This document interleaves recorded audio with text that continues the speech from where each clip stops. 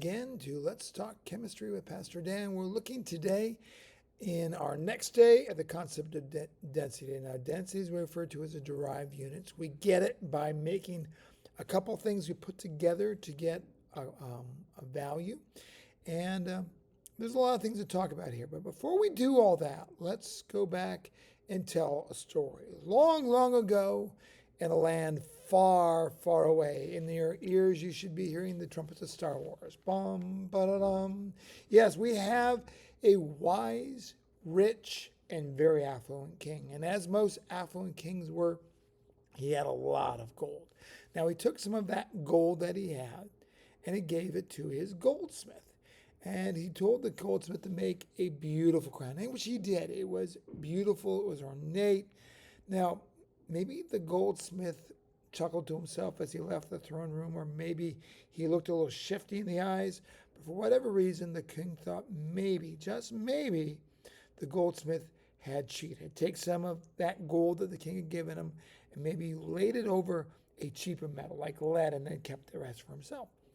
So we went to his noble, brilliant, and ever so handsome, as all good chemists are, named Archimedes. And he said, Archimedes, I want you to tell me, is this crown pure gold? But there's a condition.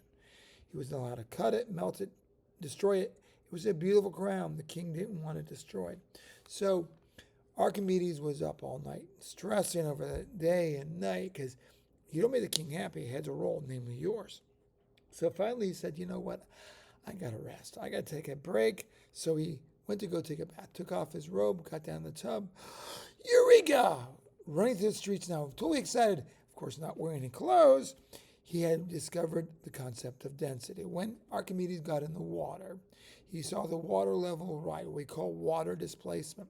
That gave him the idea of volume by changing that volume, and then is able to identify density. Now, from that, we found out that the goldsmith lost his head, literally. All right, so we're looking at density as far as what it is.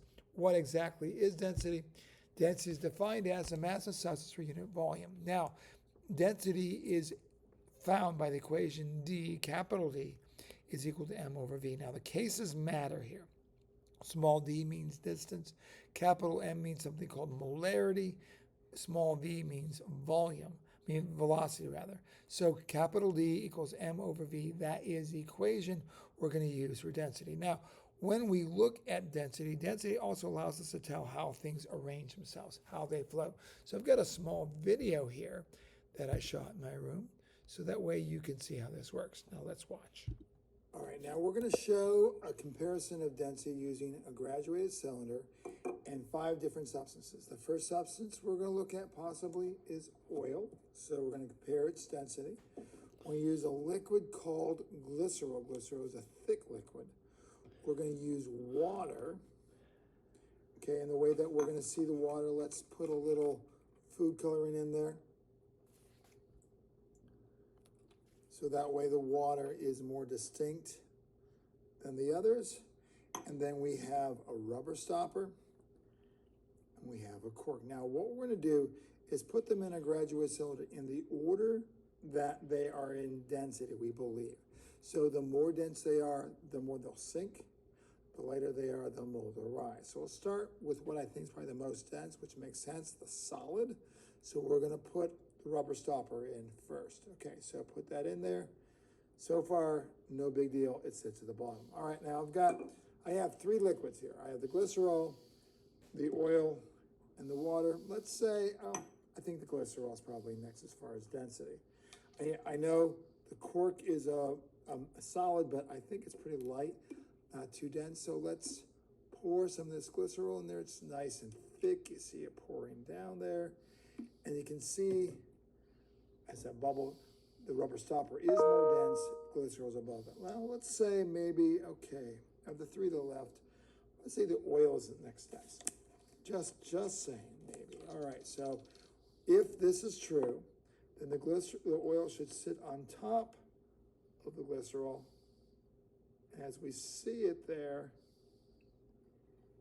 it's very, very faint, but there is the line where the glycerol is. It's an orangish substance. You can barely see it, but there is a distinction. All right, Now, we're going to try the water next. Now, if water is less dense than the oil, then it should sit on top. So I'm going to pour this in.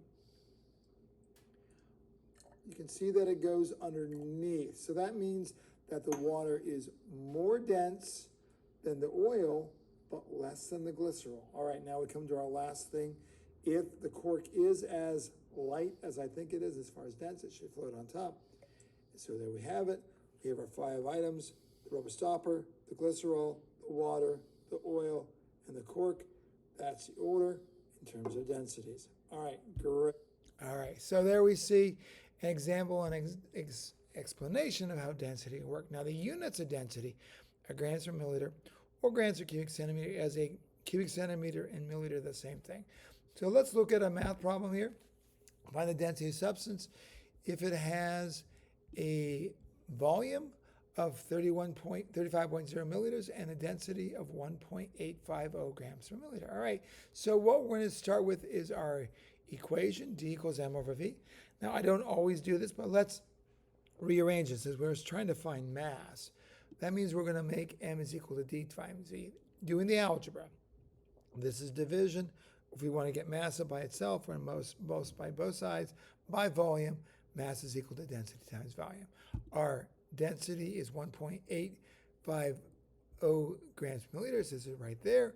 The mass is the unknown value. Whenever we have an unknown value in graphic organizers, we're going to use it as a question mark. And my volume listed there is 35.0 milliliters. So since we have our equation set up already, plug them in. And we use our units. We use them so that my units cross out. So my milliliters cross out, left with units of grams. Multiply through, we get 64.75 when we use our handy dandy Joe Dandy calculators. You might want to do that. Now check in our sig figs. In 1.850, the 1 is not a 0, the 8 is not a 0, the 5, so I got 3. How about that 0? That 0 is after number, after a decimal, showing exactness, so I have 4 sig figs there. Come out to 35.0, same thing, 3 and 5, not 0. That 0 is after number, after decimal, showing example. Exactness, I have 4 sig figs, 3 sig figs, so I'm going to have 3 in my answer, since the rule for multiplication is least number in the question is most in the answer. So we get 64.8, and that's my answer. Let's try another one. This time, determine the density of a mass of 18.25 grams, and if it displaces water from 10.0 milliliters to 12.5 milliliters. All right, so what are we going to do there? Well, we're going to take our graphic organizer.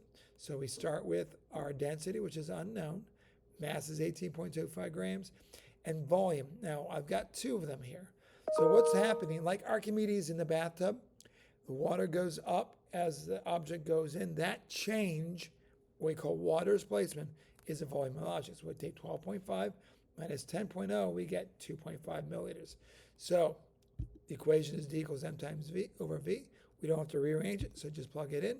We take 18.25 on the calculator, divide by 2.5, and the answer is 7.3. 4 sig figs, 2 sig figs, nothing crosses out, units are good. There we go. All right, last problem then. Calculate the volume of a substance if the density is 13.75 grams per milliliter and the mass is 18.01 grams. Now, what I want you to do is stop and try this on your own first, and then we'll go back and look at it and see if we can work it out. So pause it right here and try to work it through the same thing. Do the graphic organizer, D equals M over V, D equals M equals V equals. Do the algebra, solve for the unknown, plug them in, cross out the units, multiply, check your sig figs. All right. Now, if you did that, what we end up with, D equals M over V, D is 13.75 grams per milliliter, mass is 18.01 grams, the volume is unknown. So if I rearrange the equation, because we're bringing V up and then D down, V is equal to M divided by D, plug our values in, our grams cross out, we end up with 1.309818192 milliliters. But checking our sig figs, I have 4 here. The zeros between 2 non-zeros, so it's significant. 4 non-zeros are 4 sig figs.